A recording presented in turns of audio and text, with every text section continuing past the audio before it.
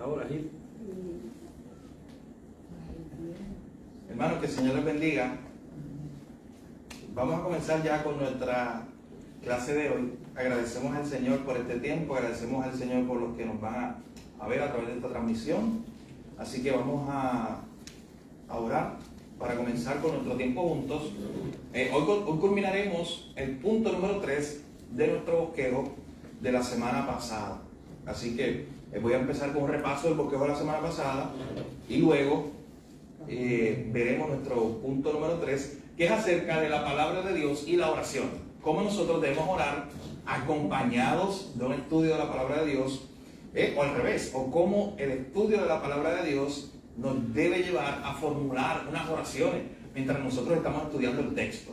Así que vamos a orar para comenzar con nuestro tiempo juntos de estudio en esta noche. Padre, gracias te damos por tu misericordia.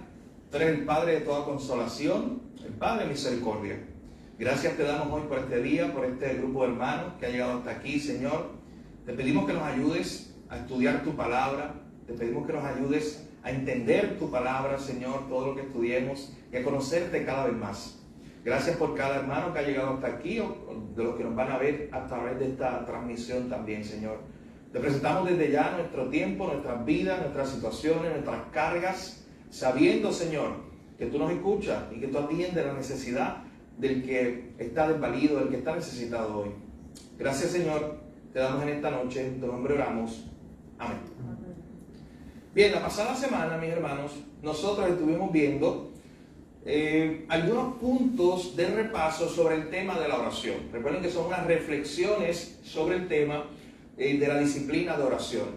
Estas pequeñas clases o reflexiones que hemos estado teniendo por estos miércoles son un paréntesis en lo que comenzamos nuestra nueva clase acerca del tema de evangelismo.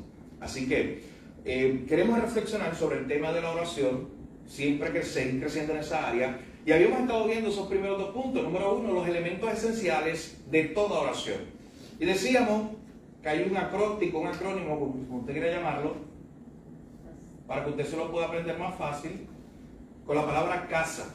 En otras palabras, toda oración debe incluir confesión, adoración, súplica y acción de gracias. Eso es lo que vemos en la Biblia. Las oraciones a Dios contienen estos elementos, contienen confesión de nuestros pecados. O sea, cuando vamos delante de Dios, reconocemos que Él es santo, nosotros no somos santos como Él, que nosotros nos hemos rebelado contra Él, contra su palabra, y que lo necesitamos a Él, necesitamos su perdón y su gracia. Cuando venimos delante de Él, venimos en adoración.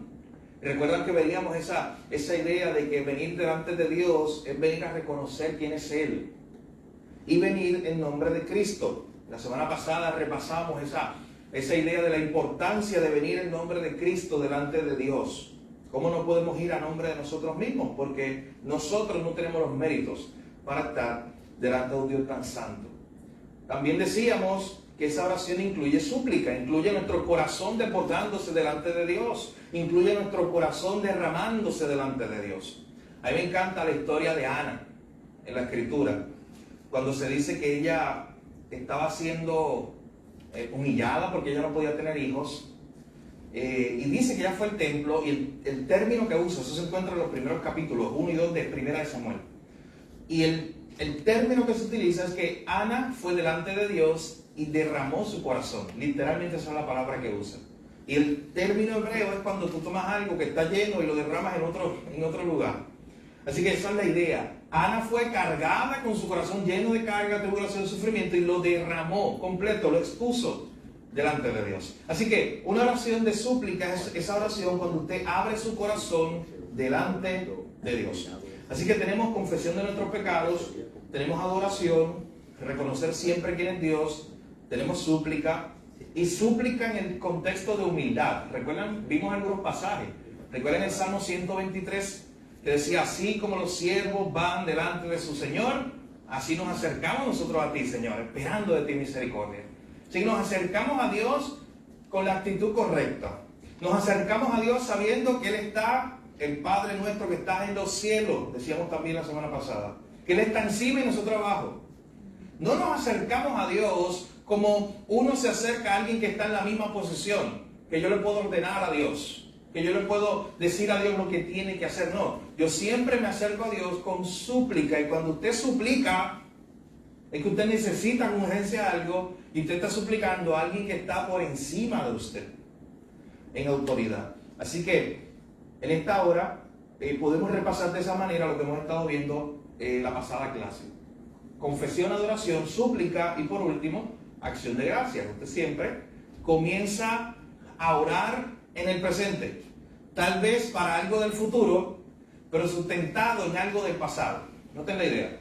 Usted está orando en el presente, tal vez está orando por algo del futuro, de ahorita, de mañana, del mes que viene, pero esa oración está sustentada en el pasado. ¿En qué sentido? Esa oración está sustentada en algo que ya Dios ha hecho. En primer lugar, está sustentada en la cruz. O sea, usted va delante de Dios porque la cruz está allí, porque se permitió un camino y se abrió un camino. Pero en segundo lugar, usted se acerca a Dios con la convicción de lo que ya Dios ha hecho. Usted se acerca con fe, orando porque usted lo ha visto en su vida, antes, en el pasado, el obrar de Dios, pero también porque usted lo tiene en la palabra. Usted ha visto el obrar de Dios en el pasado, usted lo tiene aquí. Y usted ve cómo Dios obra y por eso usted se acerca a Él. Así que nos acercamos a Dios en acción de gracias por lo que ya Él ha hecho, por lo que está haciendo y por lo que hará en nuestra vida. Así que le animamos a que esos elementos de la palabra casa, confesión, adoración, súplica y acción de gracias estén en sus oraciones. Bien, también vimos la semana pasada brevemente la relación de la Trinidad, Padre, Hijo y Espíritu Santo, con la oración. Y lo resumíamos de la siguiente manera. Nuestras oraciones son dirigidas al Padre, ese es el modelo que encontramos en la Escritura. Nuestras oraciones son dirigidas al Padre por medio del Hijo, con la capacitación del Espíritu Santo. Oraciones dirigidas al Padre por medio del Hijo, porque no hay otra forma de nosotros dirigirnos al Padre. Capacitados por el Espíritu Santo, porque el Espíritu Santo es el que nos capacita, el que gime, el que nos muestra, nos dirige. Qué bendición saber que a veces nosotros estamos delante de Dios sin saber qué decir, pero que el Espíritu Santo está en nosotros y nos va a ir guiando y nos va conduciendo a toda verdad también. Así que míralo de esa manera. ¿Cuál es la relación de la Trinidad con este tema de la oración? Oraciones dirigidas al Padre por medio del Hijo, con la capacitación del Espíritu Santo. Decíamos también que hoy millones de personas alrededor del mundo intentan poner peajes o obstáculos donde Dios abrió un camino libre, donde Dios dijo: vengan a mí a través de Cristo, es el único camino para orar. Pues no necesitamos santos y otras figuras para nosotros orar, porque ya Cristo nos provee ese acceso directo. Recuerde que usted delante de Dios, recuerde siempre, lo repetimos, pero es muy importante, usted no va en su nombre, usted no va en nombre del pastor, usted no va en nombre de un líder espiritual, usted va en nombre de Cristo, porque es la única forma que usted tiene acceso al Padre, en nombre de Jesús. Bien, ya habiendo repasado lo que vimos la semana pasada, nos queda el punto número 3, la relación de la palabra de Dios o nuestro estudio de la palabra de Dios con la oración. Y ese punto número 3 está aquí bosquejado en estos principios que estaremos viendo en el día de hoy. Vamos a estar viendo la importancia de orar la Biblia, la importancia de nosotros tener esta disciplina y no desconectarlas. A veces hacemos una dicotomía, una división entre, oye, voy a orar ahora, luego voy a leer la Biblia. Y lo que queremos ver es cómo estas disciplinas se relacionan y cómo usted puede hacer las dos cosas al mismo tiempo de una forma increíble. Así que eso es lo que estaremos viendo en el día de hoy. Hay un autor que dijo lo siguiente respecto a este tema. Él dijo: Dios debe dirigirse a nosotros primero si nosotros vamos a dirigirnos a Él. Debido a nuestra rebelión por nuestro pecado, no tenemos derecho de acceso a Dios. Por nuestro propio pecado no tenemos derecho de accesar a Dios. No tenemos por nuestro propio pecado deseo de ir a Él. en la oración, así como en la salvación, Dios hizo el primer movimiento. Y cualquier movimiento que hagamos nosotros simplemente es una respuesta a eso. Así que mira lo que está diciendo este autor. Él está diciendo que siempre, antes de nosotros dirigirnos a Él, cuando nosotros nos dirigimos a Dios, siempre lo hacemos como respuesta a algo que ya Dios hizo o dijo primero. Por ejemplo, cuando usted ve que Dios crea en el libro de Génesis y crea a Adán, es Dios el que se le revela a Adán y le habla a Adán. Y Adán responde. Así que la adoración simplemente es eso, una respuesta a Dios. La oración también es eso, una respuesta a lo que ya Dios ha dicho. Lo que ya Dios ha dicho específicamente en su palabra. Así que lo que estaremos viendo brevemente en esta primera parte, en esta noche, es cómo leer la palabra en oración nos ayuda de la siguiente manera. ¿Cómo nos ayuda el unir estas dos disciplinas o el relacionar estas dos disciplinas de orar y estudiar la Biblia? O como lo ha dicho un autor, Donald Whitney, escribió un librito muy bueno, después podemos estudiarlo paso a paso porque es una guía paso a paso de cómo orar la Biblia. Él escribió un libro que se llama así, Orando la Biblia. Un libro que reflexiona sobre ese tema de cómo ir a la Escritura desde Génesis a Apocalipsis y no hacer esa división de, oye, voy ahora a estudiar la Biblia y luego voy a orar, y sin relacionar una con la otra. Así que, ¿qué beneficios o cómo nos ayuda el unir estas dos disciplinas, nuestro estudio de la palabra con nuestro tiempo de oración? Número uno, nos hace centrarnos en Dios. Miren, cuando usted comienza a leer la Biblia y luego comienza a responder a lo que está leyendo, en la Biblia usted está conociendo algo de Dios. Miren, cada vez que usted esté en la Biblia tiene que preguntarse, ¿qué me está enseñando este texto acerca de Dios? En cualquier pasaje, usted está en Génesis, usted está en Apocalipsis, no importa. Tiene que preguntarse eso. ¿Qué me está enseñando este pasaje acerca de Dios, acerca de mí mismo, acerca del pecado, acerca de la humanidad, acerca de la salvación de Dios? ¿Qué me está enseñando este pasaje? Así que cuando nosotros leemos la Escritura, hay algo de Dios que va a resaltar, tal vez un atributo de Él o un acto de Él. Así que al final de cuentas, leer la Escritura y comenzar luego a orar a través de lo que estamos leyendo, nos va a ayudar a que nuestras oraciones, mis hermanos, estén centradas en Dios. Bueno, haga el análisis de Lucas 18. Una de mis historias favoritas de los evangelios. Porque cuando usted hace el análisis de lo que ocurre allí, miren la diferencia entre una oración centrada en Dios y una oración centrada en uno mismo. Y evaluemos nuestras oraciones. ¿A quién se parecen? ¿A las del fariseo o a las del publicano? Lucas capítulo 18, y vamos a leer los versos 9 al 14. Y vea conmigo por un momento cómo se relacionan o cómo se distinguen o se diferencian estos dos tipos de oración. Una oración centrada en Dios y otra oración centrada en el hombre. Dice Lucas capítulo 18, verso 9 en adelante. A unos que confiaban en sí mismos como justos y menospreciaban a los otros, dijo también esta parábola. Dos hombres subieron al templo a orar. Uno era fariseo y el otro publicano. El fariseo, puesto en pie, oraba consigo mismo de esta manera: Dios, te doy gracias, porque no soy como los otros hombres, ladrones, injustos, adúlteros, ni aún como este publicano. Ayuno 2 veces a la semana, doy diezmos de todo lo que gano. Mas el publicano, estando lejos, no quería ni aún alzar los ojos al cielo, sino que se golpeaba el pecho diciendo: Dios, sé propicio a mí, que soy pecador. Os digo que este, el publicano, descendió a su casa justificado antes que el otro, porque cualquiera que se enaltece será humillado, y el que se humilla será enaltecido. Cuando nosotros tenemos estas dos oraciones, noten por un momento que se nos da un comentario editorial. O sea, Lucas como escritor nos dice que el fariseo se puso en pie y oraba consigo mismo. Ahí se nos está mostrando dónde está la centralidad de esa oración. Y miren cómo él comienza. Verso 11. Dios, te doy gracias porque yo, noten el yo, yo no soy como los otros hombres, ladrones, injustos, adúlteros, ni aun como este publicano. Verso 12, yo ayuno 2 veces a la semana. Y luego la última parte del verso 12, yo doy diezmos de todo lo que gano. Así que noten, esta oración tiene un énfasis, tiene una centralidad en sí mismo.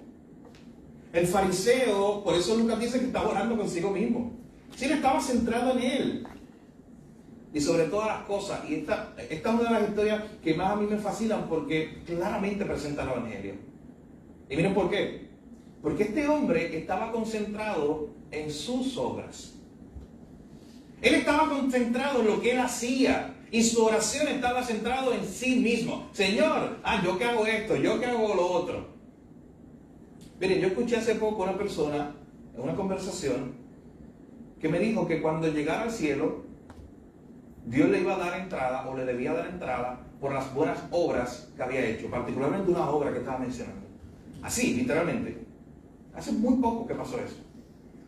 Que Dios debía dejarla entrar al cielo a esa persona por las buenas obras que hizo, particularmente haciendo referencia a algo que había hecho. Es como si allí en el cielo, delante de Dios, esta persona le fuera a sacar una lista. Bueno, como este fariseo. Esto es lo que yo hago, lo que hice. Yo ayuno 2 veces a la semana, yo diezmo de todo lo que hago. Oraciones centradas en uno mismo. Oraciones que rondan o giran alrededor de las buenas obras que él había hecho. Pero sin embargo, miren la oración del publicano, versículo 13. Mas el publicano, estando lejos. ¿Alguien ha pensado en esa pequeña frase? 2 palabritas ahí. ¿Por qué están ahí? Ese detalle, ¿qué nos quiere decir? Mientras el fariseo se puso en pie allí, en el templo, y comenzó a orar de esta manera, el publicano, con quien estamos comparando estas 2 oraciones, comienza esa frase diciendo, estando lejos. ¿Qué usted cree? ¿Qué reflexión podemos hacer de eso? La humildad. Humildad, claro. ¿Qué más? Humillado. Humillado, así es. Su insuficiencia. Su insuficiencia. Oye. No quería ser protagonista tampoco. Estaba concentrado en Dios y no sin ser protagonista. Así es. ¿Qué más? Que él se sentía chiquitito Sí. dentro de un Dios tan grande, como que Así él es. se sentía indigno, como que él chiquito, como que... Indigno delante de Dios. Humillado, insuficiente, incapaz. ¿Qué más?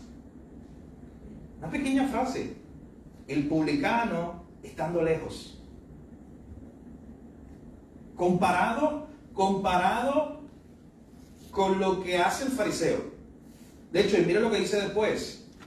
No quería ni aún alzar los ojos al cielo. Mira la actitud de este hombre.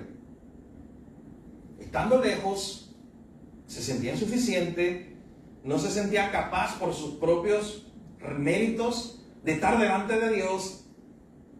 Usted sabe que esa es la idea de la santidad. Humanamente, nuestra respuesta es decir, Señor, yo soy demasiado pecador para estar delante de un Dios tan santo. ¿Quieren ver algunos ejemplos? Isaías. Cuando Isaías ve la santidad de Dios, en Isaías capítulo 6, ¿qué es lo primero que él hace? Señor, yo soy pecador y yo habito entre gente pecadora, mis labios son pecadores inmundos. Yo soy un inmundo. Él vio la santidad de Dios y él se sintió muy inmundo, muy pequeño delante de esa santidad. Pero recuerdan una historia de los evangelios relacionada a este tema. Impresionante. La de Pedro. Pedro. Hay un momento dado cuando Pedro ve a Jesús, que Pedro mismo le dice, Señor, apártate. Así mismo le dice.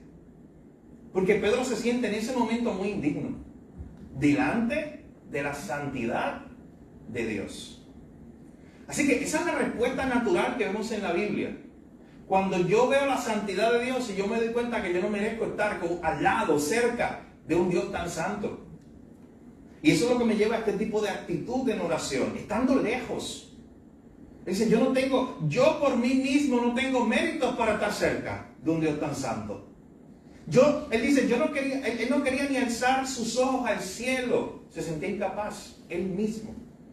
Mientras el otro estaba puesto en pie, probablemente en medio del templo, ahí orando, en voz alta, diciendo todas estas verdades que estaban centradas en sí mismo.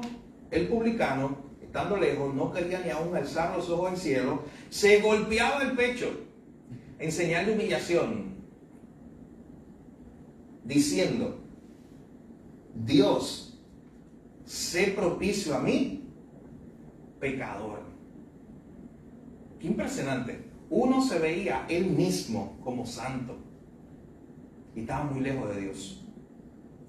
Muy lejos. El otro se veía a sí mismo como pecador y fue el que fue justificado. Después nos dice el comentario en el verso 14.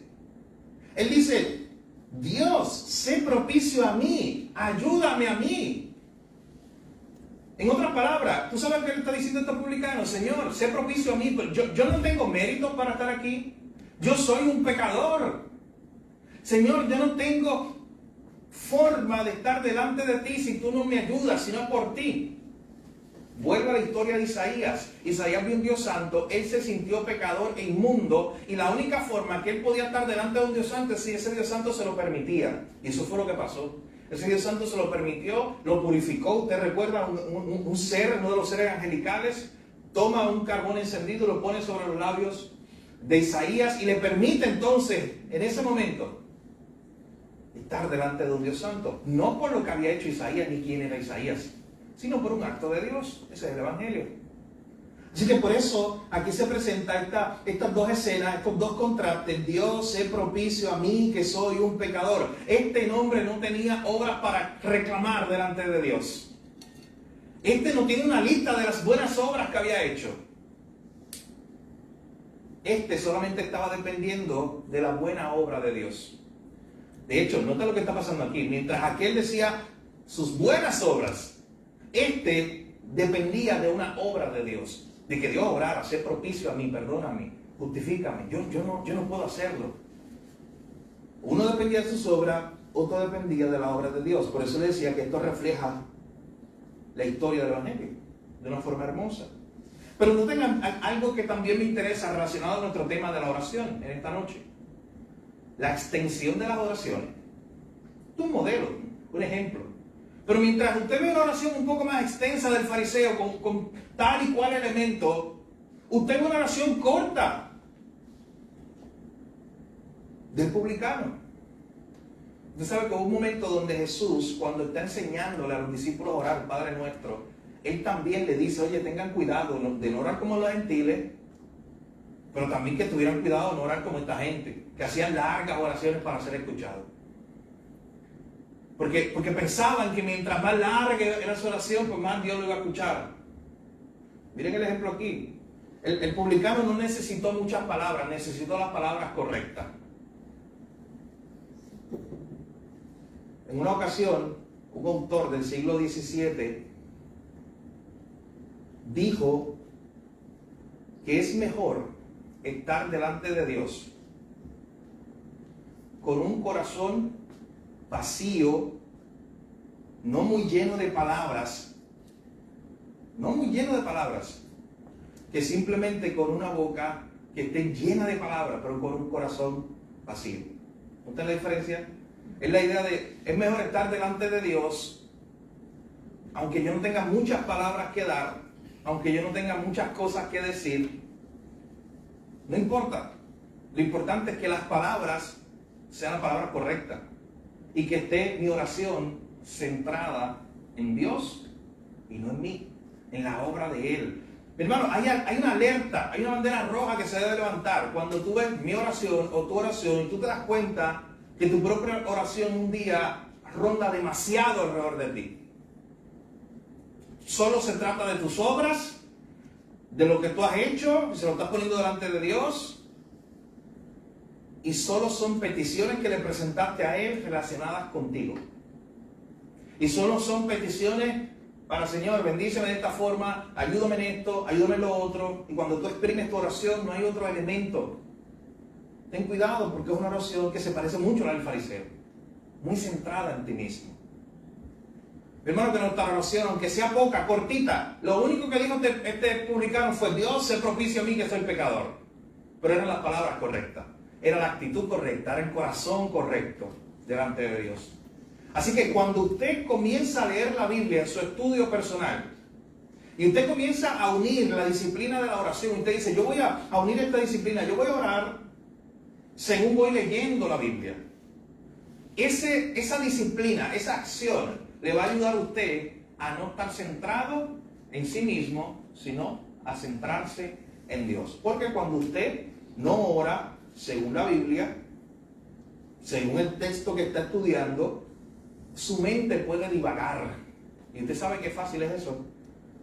Que usted comienza a orar y va muy bien el primer minuto, yo sé que lo ha pasado, y termina pensando en la lista de compras. Y termina pensando en lo que tiene que hacer hoy. Y termina pensando en que el carro tiene una goma vacía. O que le prendió una luz como a mí ahorita. Y termina pensando en eso, en las preocupaciones.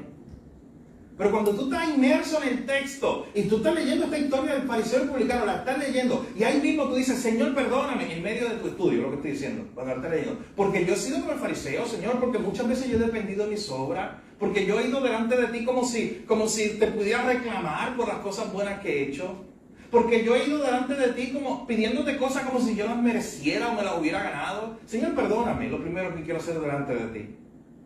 Pero usted sigue estudiando y usted ve y le dice: Señor, dame esa actitud de ese publicano. Ayúdame a reconocer mi incapacidad. Ayúdame a reconocer que yo no tengo méritos para estar delante de ti. Gracias te doy por Jesucristo. Gracias por la cruz. Gracias por la obra de salvación. Señor, sé propicio a mí que soy pecador. Oye, así mismo, a través de ese mismo texto. Señor, gracias porque pude ser justificado delante de ti, no por mis obras, sino por las de Cristo. Eso es orar el texto. Noten la diferencia, le ayuda a usted, en vez de que usted su mente divague. Esto es como tomar mi mente y tratar de concentrarla en algo. Cuando yo uno estas dos disciplinas, el orar la Biblia. Así que número uno, orar la Biblia nos hace centrarnos en Dios, nos ayuda a que nuestra mente no divague tanto o se centre en nosotros mismos, como hacía este fariseo. En segundo lugar, orar a través de la Biblia, gracias hermano, orar a través de la Biblia nos ayuda a orar según su voluntad. Porque precisamente eso es lo que nosotros encontramos en la Biblia. En la Biblia encontramos la voluntad de Dios, que es buena, agradable y perfecta. Así que cuando usted está orando según la Biblia, usted está orando según la voluntad de Dios. Usted está pidiendo cosas que son la voluntad de Dios según están ahí en la Biblia. Hay un librito muy pequeño que escribió John MacArthur hace unos años que se llama ¿Cómo conocer la voluntad de Dios? Cuando alguien viene a mí como pastor para decirme: oye, ¿cómo yo conozco la voluntad de Dios en mi vida para algo? Normalmente, si usted ha venido antes lo sabe, si no, pues desde ya se lo adelanto, que ese va a ser mi próximo paso. Yo hablo con usted algunas palabras de ánimo, oro por usted, le dirijo al texto bíblico, algunas verdades que hay ahí, y luego le regalo o le hago acceso a un libro, a ese libro de John MacArthur, que se llama así, un libro cortito. Un libro que cuando tomes la taza de café, ese no te da ni para terminarla. Es cortito. Es que a veces yo hago la referencia que esto es un libro que se lee con una taza de café, pero ese no, ese es media taza de café. Ese es muy corto. ¿Y qué pasa? Ese libro, una de las cosas que dice, se llama así, ¿Cómo conocer la voluntad de Dios? Una de las cosas que él dice, y no les voy a decir el final, para que lo lean, porque es impresionante el final. Pero lo que presenta, lo que va presentando ese libro es cuál es la voluntad general de Dios. O sea, ya Dios ha mostrado una voluntad general. ¿Qué es lo que quiere Dios para tu vida como cristiano? Esa es la voluntad general de Dios. Alguien que se anime, si ha leído el libro o aunque no, que piense por un momento, según la Escritura, algo que tú puedes decir hoy, que es parte de la voluntad general de Dios para todo creyente, que tú puedes decir, ¿eso es la voluntad de Dios para mi vida hoy? ¿Qué? ¿Algo como qué? Proclamar el Evangelio. Es la voluntad de Dios que todos, o sea, en otras palabras, tú tienes que preguntarle al Señor: Señor, muéstrame, ¿es tu voluntad que yo predique el Evangelio? ¿Es tu voluntad que yo evangelice? Esa es la voluntad de Él expresada en su palabra. ¿Qué más? ¿Qué otra cosa usted sabe que para todo creyente eso es parte de la voluntad de Dios para su vida? La salvación. Claro, la salvación y seguir creciendo en esa salvación gloriosa. ¿Qué más? Amar al prójimo. Yo no tengo que preguntarle a Dios, Señor, ¿qué amar al prójimo? Tu voluntad que yo ame a mi prójimo. Sí, ya explícitamente es la voluntad de Dios porque Él lo ha escrito. ¿Qué más? La santidad. Crecer en santidad, igual. No le tengo que preguntar a Dios, Señor, ¿es tu voluntad que yo crezca en santidad? De hecho, en la carta de Pablo a los Tesalonicenses lo dice así clarito. Que la voluntad de Dios para nosotros es que crezcamos en santidad. Así clarito. Es vuestra santificación. ¿Qué más? Hay mucho. Que lo busquemos en oración, que tengamos intimidad con Él. Que lo busquemos en oración, que tengamos una relación con Él, Obediencia a su palabra. que obedezcamos sus mandamientos. Y tú puedes seguir pensando. Esa es la voluntad general de Dios. Pero note por un momento, ¿dónde usted encontró eso? Todo lo que usted está diciendo, ¿dónde lo encontró? ¿Dónde está? La palabra. Es ahí, es la palabra. Así que noten este punto número 2. Esa es la palabra que tú encuentras cómo hacer la voluntad de Dios. Así que si tú estás luchando con eso en oración, Señor, ¿cuál es tu voluntad en este tema? Oye, pues no separes esa oración de la palabra. Porque acabamos de demostrar que esa es la palabra que tú encuentras la voluntad de Dios. Esa voluntad general de Dios. Claro, ¿cuál es el otro elemento? Es la voluntad particular de Dios para mi vida.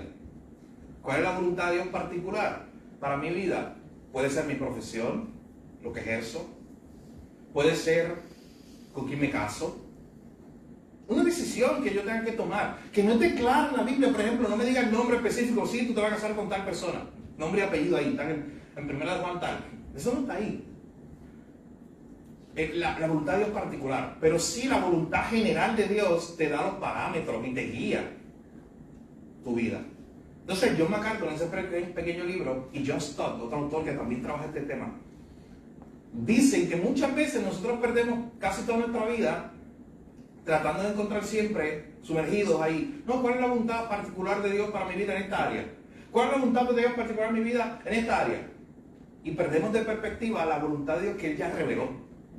La que Él ya reveló. Esa que solamente se encuentra en su palabra. Así que, mientras usted busca y hace la voluntad de Dios, que ya está explícita, que ya está en su palabra, usted en oración va aprendiendo cada vez más a través de su lectura de la palabra. Oye, esta es tu voluntad, Señor, yo voy a hacerla. Es mientras usted hace eso que entonces usted ora. Señor, ¿y cuál es tu voluntad en esta forma particular? En esta área de mi vida particular. Yo estoy cumpliendo, estoy luchando para hacer tu voluntad en esta área que ya tú has dicho que la haga. Y mientras yo hago eso, ahí también voy pidiéndole al Señor que me dé luz a través de su palabra sobre su voluntad para una área particular. Así que noten esa conexión. Es como, en otras palabras, para cerrar ese punto, son dos actitudes o dos formas de orar para conocer la voluntad de Dios. Una es con la Biblia cerrada. Señor, ¿cómo puedo conocer tu voluntad? Imagínense, así es que usted y yo oramos cuando dividimos esas dos disciplinas. Orar por la voluntad de Dios con la Biblia cerrada. La otra forma de hacerlo, que es la que estamos viendo en la clase, es usted con la Biblia abierta, que es la revelación de la voluntad de Dios. Y usted orar ahí, con la Biblia abierta. Señor, ¿cuál es tu voluntad para mi vida? ¿Nota la diferencia? Así que, pidámosle al Señor que nos guarde de eso, que es muy sutil, que a veces nos encontremos orando, buscando la voluntad de Dios, con la Biblia cerrada. Así que, leer la palabra de Dios en oración, juntar estas dos disciplinas de orar y leer la Biblia.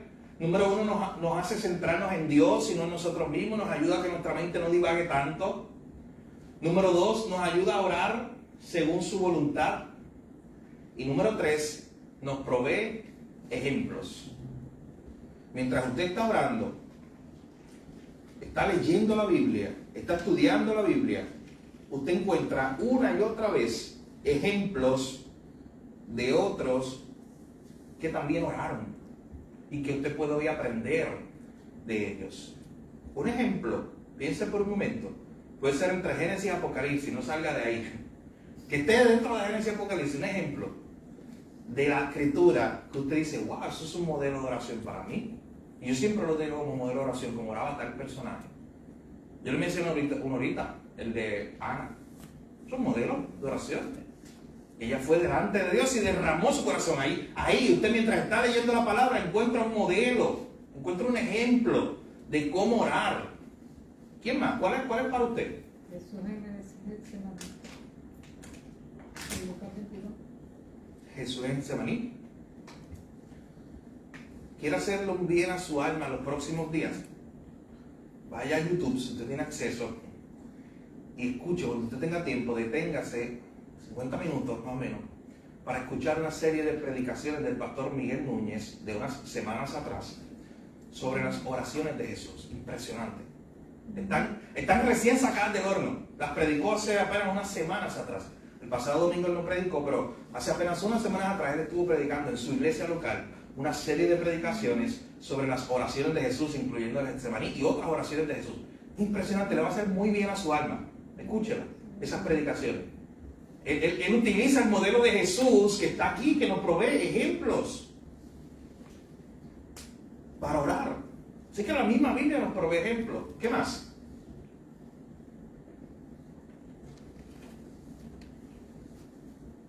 Otro ejemplo para usted. Que siempre busquemos un tiempo ¿Mm? para orar, no poner excusas, sino orar. Así es. Ser intencionales en esta disciplina. ¿Qué ejemplos encontramos? ¿Qué ejemplo usted dice, oye, eso es un ejemplo para yo orar? David, claro, ¿cuántas oraciones de David no hay? En los salmos. Bueno, el pasado domingo predicamos una, él oraba. Salmo 56 es una oración, parte de sus oraciones. Esto sé que Dios está por mí, que Dios me libra de mis enemigos y Señor, gracias te doy porque me guarda. Ahí está orando David, exponiendo su corazón delante de Dios, y usted lo tiene como un ejemplo. ¿Qué más?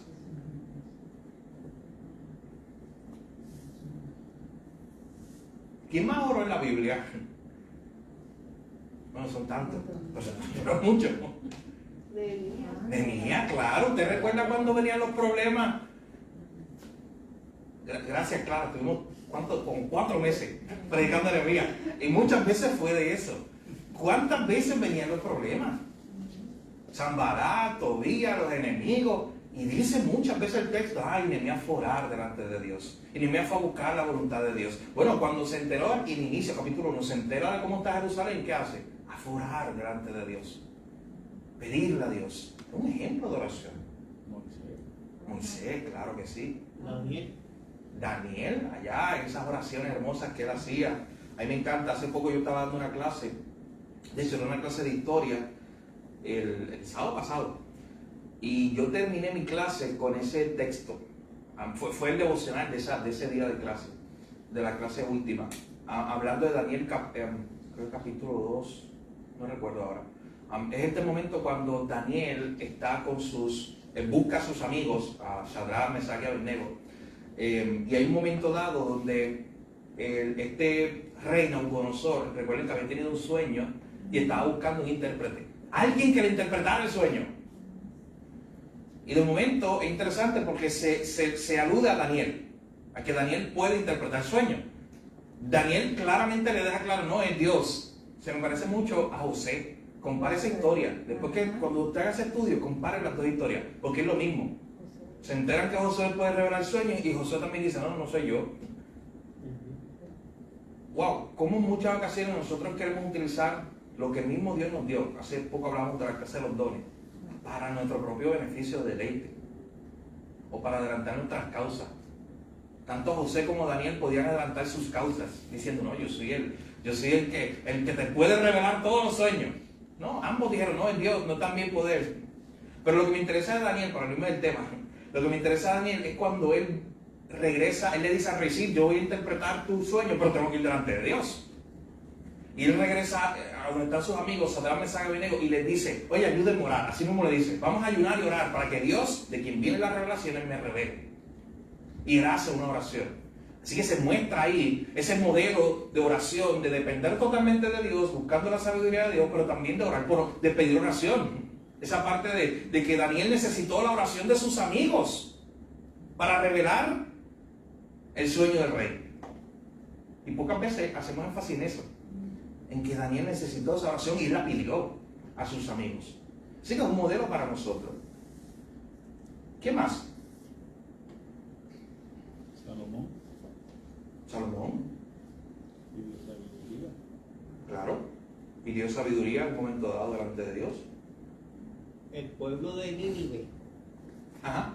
el pueblo de Nínive que se fue en oración porque tras la profetización de su destrucción. De la destrucción, y el pueblo se arrepintió y con señales de arrepentimiento. Es un modelo del arrepentimiento genuino, claro. Y Pablo, no lo he mencionado. Y la mitad del Nuevo Testamento, bueno, que va, 3/4 partes casi del Nuevo Testamento tiene oraciones de él, literal, oraciones que él está pidiendo oración. En cada carta, en cada carta. Él está orando a Dios por su iglesia, la iglesia que le está escribiendo, orando por los gentiles, orando para que Dios le dé un buen viaje, o pidiendo oración. ¿Cuántas veces en los Efesios o los Gálatas él pide oración? Él dice, oren por mí para que cuando yo abra mi boca, eso me encanta esa oración, cuando yo abra mi boca, Dios me dé de nuevo y yo tenga las palabras correctas para predicar este evangelio entre los gentiles. Ahí está Pablo como modelo también de cómo hacer oraciones centradas en Dios y no en nosotros. Por ejemplo, allí en Filipenses capítulo 1, versos 9 al 11. Miren esa oración, simplemente la voy a leer. Filipenses capítulo 1, 9 al 11. Él está escribiendo esta carta a la iglesia de los filipenses y dice, y esto pido en oración, que vuestro amor abunde aún más y más en ciencia y en todo conocimiento, para que aprobéis lo mejor, a fin de que seáis sinceros e irreprensibles para el día de Cristo, llenos de frutos de justicia que son por medio de Jesucristo, para gloria y alabanza de Dios. Usted tiene una oración como esa y vamos a hacer el ejercicio ahora mismo para hacerlo práctico. ¿Por qué línea usted iría o cómo usted oraría por un hermano? Porque eso es lo que está haciendo Pablo, orando por un hermano, por la iglesia, hermanos. Según ese pasaje, oro por Geraldo, hermano Geraldo. Y oro para que el amor de Gerardo hacia Dios, hacia el prójimo, abunde más y más en ciencia y en todo conocimiento. No tengo que usar todos esos elementos, los nombres específicos, pero mirando a dónde dirigiría mi oración. Esa última línea que dice, para que seamos irreprensibles para el día de Cristo, para que estemos llenos de frutos de justicia. Y orar por la vida de mi hermano, para que siga creciendo en santidad, para que esté lleno de esos frutos delante de Dios. Esos frutos que den gloria a Dios. Pero miren también esta otra oración de Colosenses.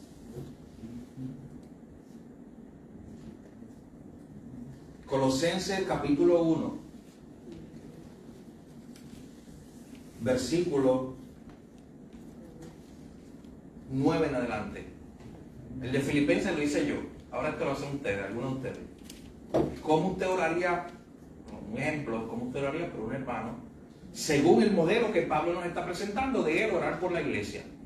De Colosenses capítulo 1, versículo 9 en adelante. Por lo cual también nosotros, desde el día que lo oímos, no cesamos de orar por ustedes y de pedir que sean llenos del conocimiento de su voluntad en toda sabiduría e inteligencia espiritual, para que andéis como es digno del Señor, agradándole en todo, llevando fruto en toda buena obra y creciendo en el conocimiento de Dios, fortalecidos con todo poder, conforme a la potencia de su gloria, para toda paciencia y longanimidad. ¿Cómo usted tomaría esto de ejemplo para orar por un hermano? Una idea que está ahí. Pablo está orando por un hermano, por la iglesia en este contexto. ¿Cómo usted puede tomar esto de ejemplo para orar por su iglesia, por su hermano?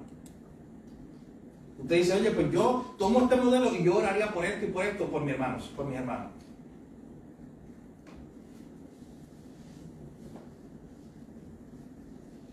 ¿Qué vemos ahí? Versos 9 y 10 especialmente. En pleno conocimiento de su voluntad. ¿Verdad?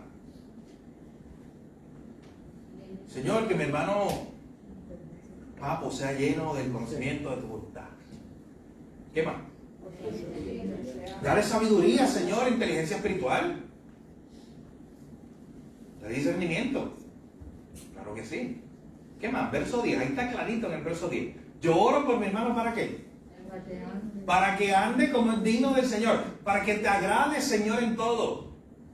Yo oro por mi iglesia, Señor, para que ellos te amen, anden en el camino. Ayúdanos a todos a andar por el camino digno tuyo. Ayúdanos a agradarte en todo. Ahí está el modelo de oración para que usted ore por su iglesia, por sus hermanos. Señor, oro por mis hermanos para que llevemos todo, ellos lleven fruto en toda buena obra. Y esa última me encanta, esa última petición del verso 10. Señor, oro para que ellos sigan creciendo en el conocimiento tuyo. Hermano, ¿está comprometido usted con eso? Que es parte de nuestra responsabilidad. Eso es parte de la voluntad general de Dios revelada. El orar unos por los otros. Eso está claro en el Nuevo Testamento. Esa responsabilidad que tenemos de orar unos por los otros. Exhortarnos unos a otros. Usted no tiene que orar buscando la voluntad de Dios para ver si usted tiene que orar por su hermano. Ya está ahí.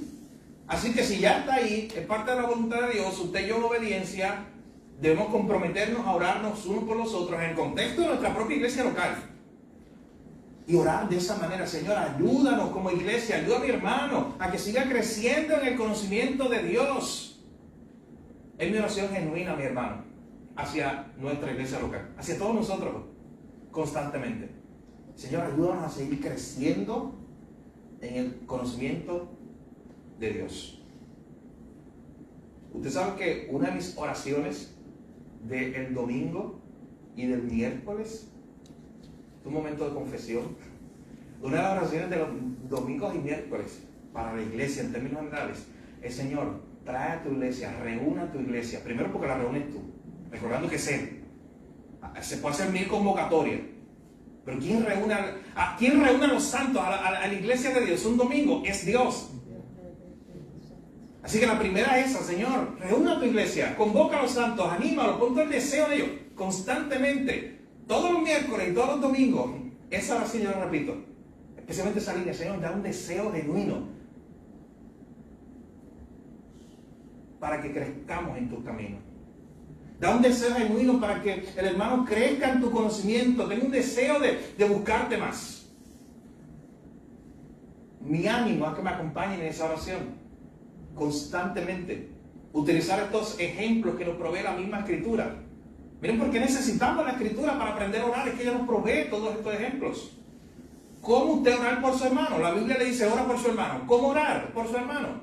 Usted no tiene que inventar la rueda, reinventar la rueda. Usted puede buscar cómo Pablo oraba por las iglesias, cómo Pablo oraba por su hermano, cómo Jesús oraba por sus discípulos. Bueno, lea Juan 17, una oración hermosa de Jesús por sus discípulos. Y ustedes son modelos y aprende de esa forma a orar. Usted ha pecado contra Dios y necesita confesar sus pecados. Vaya delante de Dios, abra su Biblia, Salmo 51. Utilice como modelo esa oración de cuando David pecó contra Dios, fue confrontado y se arrepintió. Una oración de arrepentimiento: ten piedad de mí, oh Dios, conforme a tu misericordia. Conforme a la multitud de tus piedades, borra mis rebeliones. Lávame más y más de mi maldad y límpiame de mi pecado.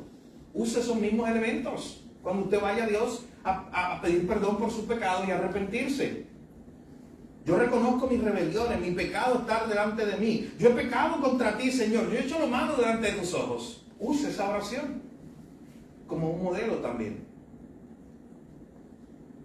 Así que, mi hermano, ya para ir cerrando, tomar estas dos disciplinas, el orar y el leer la Biblia, y unirlas de la manera correcta, nos ayuda, entre otras cosas, a centrarnos en Dios, y a que nuestra mente no esté divagando, y a que nuestras oraciones no estén demasiado centradas en nosotros mismos, a orar según su voluntad, porque es aquí que la encontramos. Le animo que nunca más vuelva a orar pidiendo la voluntad de Dios si tiene su Biblia cerrada. Siempre pida la voluntad de Dios cuando usted está orando por la voluntad de Dios con la Biblia abierta. pidiéndole al Señor que lo siga guiando. Y también, número 3, la palabra de Dios es buena para ayudarnos a crecer en nuestra disciplina de oración porque nos provee ejemplos, nos provee modelos para nosotros seguir creciendo. Termino con esto. Algunos aspectos prácticos para orar a través de la Biblia y seguir creciendo en esta disciplina. Los autores de este estudio dan 2. Y con esto terminamos, simplemente mencionándolo. De estos aspectos prácticos. Número 1, lee un salmo en la mañana antes de empezar tu tiempo devocional. Lo hemos mencionado antes. Empieza con la lectura de un salmo, que esa sea, decíamos creo que el miércoles pasado, que esa sea como la gasolina, que inflame esa llama. Empieza por ahí. Empieza a cultivar, a llenar tu mente de la palabra de Dios, que tu oración sea una respuesta a lo que ya tú tienes, a lo que tú estás llenando tu mente con esa palabra. Así que lee un salmo en la mañana. Utiliza ese salmo para ponerte en marcha. Así que es bueno que usted comience de esa manera y le ayuda a enfocar su corazón en Dios. Le ayuda a enfocar su corazón desde muy temprano en la mañana, cuando usted comienza su día, en una obra de Dios, en un acto de Dios que aparezca ahí en un verso. Y número 2, esa segunda y última consejo práctico o aspecto práctico para cumplir esta disciplina de orar la Biblia, es usar nuestros devocionales matutinos para intencionalmente orar por otros. A veces nosotros utilizamos ese tiempo y pocas veces incluimos el orar por otros ahí porque pensamos que ese es un tiempo simplemente para mí y que después yo voy a orar por la tarde en algún momento por otros. ¿Y alguien sabe cuál es el problema con haciendo eso? Se me va el día, probablemente. Entonces, ¿qué dice? Pues ese día yo no oré por otros y estuve centrado en mí. Y qué bueno, gloria a Dios, es un tiempo importante en mi vida con Dios y mi relación con Dios, es parte de. Pero yo intencionalmente ahí, la misma Biblia me llama a no centrarme en mí mismo, a no querer yo ser el primero. De hecho, el modelo está ahí. Si usted está centrado en el Evangelio, si usted está mirando a Cristo, ahí está el modelo. Él no quiso ponerse como primero. Quiso ponerse como el último, el esclavo, el siervo de todos. Ese es el ejemplo más grande de estar interesado en otros, de interesarse en otros. Está ahí el ejemplo. Así que de esa manera yo lo animo, mi hermano, a que usted incluso use ese tiempo devocional. Donde usted está orando delante de Dios, usted está pidiendo que Dios siga obrando en su vida, donde usted está suplicando, donde usted está haciendo los elementos de este acrónimo de casa, donde usted está confesando sus pecados, está adorando al Señor, está suplicando, está dando la acción de gracia. Pero en ese momento usted aproveche. Le diga, Señor, y gracias te doy por la vida de mi hermano en la iglesia. Y particularmente mira al hermano que está enfermo, que escuché, que se mencionó, que se anunció. O mira al hermano tal que tiene una situación. Y aun si no sean elementos específicos, comience y abra textos como de Pablo a los Colosenses, lo que acabamos de ver. Señor, que ellos crezcan en tu conocimiento. Señor, dale sabiduría, que ellos conozcan tu voluntad, Señor. Mira esta familia. Es mi manera de hacer eso. Ore una familia por semana. O una persona por semana. Hay muchas maneras. Usted haga desde la forma en que le parezca mejor y le funcione. Lo importante es que lo haga. Y de esa manera usted no está centrado en sí mismo, sus oraciones no están centradas en sí mismo, están centradas siempre en Dios, en su voluntad y en su obra. Así que mi hermano, que el Señor nos ayude en esta hora a poder, cada uno de nosotros, ver cómo está nuestra vida de oración. Ese fue el propósito de estas 2 clases de pausa. Reflexionar algunas cosas sobre nuestra vida de oración, seguir creciendo en esta disciplina, que todos necesitamos seguir creciendo en ella, ver si esos elementos están ahí en nuestras oraciones, ver si nuestras oraciones están demasiado centradas en nosotros mismos o están centradas en Dios y en nuestro prójimo, ver cómo orar la Biblia trae unos beneficios para mí porque me ayuda a conocer su voluntad, porque me mantiene a mi mente estar centrada y enfocada en los atributos de Dios, en su obra, en su gloria. Ver cómo la Escritura entonces me provee ejemplos para yo orar a través de eso. Así que pedimos en esta hora que el Señor nos ayude a aprender a orar de esta manera, a crecer también en nuestra disciplina de oración. Sí. El ejemplo que nos dio nuestro Padre Jesucristo cuando cargó la cruz por todos nosotros, no tenía por qué cargar una cruz tan pesada y morir crucificado en una cruz. ¿Qué pecado tenía él? ¿Qué pecado había hecho él? Él lo estaba haciendo por todos nosotros y nosotros a veces se nos olvida. Sí. Cristo se constituye todo el tiempo en nuestro mayor ejemplo de entrega por otro, nuestro mayor ejemplo de no estar centrados en nosotros mismos, sino estar centrados en el otro, en el que esté necesitado. Así que, mi hermano, vamos a orar para cerrar esta parte del tiempo de enseñanza y luego tener un tiempo de oración congregacional. Así que vamos a orar en esta hora. Padre, gracias te damos en esta hora por tu enseñanza, por recordarnos estos principios, estas verdades de tu palabra sobre el tema de la oración. Señor, necesitamos seguir creciendo en esta disciplina. Todos estamos de acuerdo en que necesitamos orar más de lo que lo estamos haciendo y de que necesitamos orar con oraciones más centradas en ti y más bíblicas cada día, Señor. Para eso te pedimos primeramente tu ayuda, Señor. Ayúdanos a que nuestras oraciones estén saturadas de tu palabra. Ayúdanos, Señor, a practicar esta disciplina de orar la Biblia, de estar leyendo tu palabra y aprender a orar a través de ella, a través de tus verdades, Señor. Queremos seguir creciendo en tu conocimiento. Queremos orar de una forma que te agrade a ti, Señor, y que traiga también bendición a nuestros hermanos. Queremos orar oraciones que no estén centradas en nosotros mismos ni en nuestras obras, sino que estén centradas en ti y en tu obra.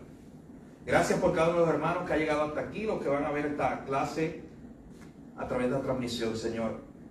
Te pedimos que nos ayude a aplicar todos estos principios que vimos hoy. En tu nombre, Jesús, oramos y te damos gracias. Amén. Amén. Hermano,